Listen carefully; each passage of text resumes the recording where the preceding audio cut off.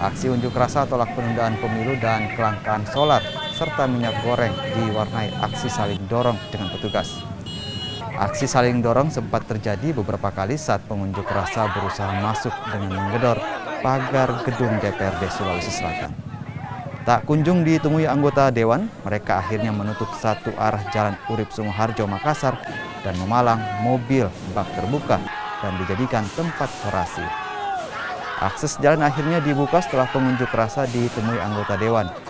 Dalam aksinya, pengunjuk rasa menolak penundaan pemilu dan perpanjangan masa jabatan presiden, serta kelangkaan solar dan minyak goreng. Undang-undang yang baru ditetapkan, itu yang pertama, dan menolak adanya perpanjangan priorisasi presiden. Karena kenapa? Itu akan mengganggu sirkulasi pemerintahan selama 5 tahun priorisasi, dan yang kedua akan ada dampak implikasi antropologi terhadap kehidupan rakyat Indonesia.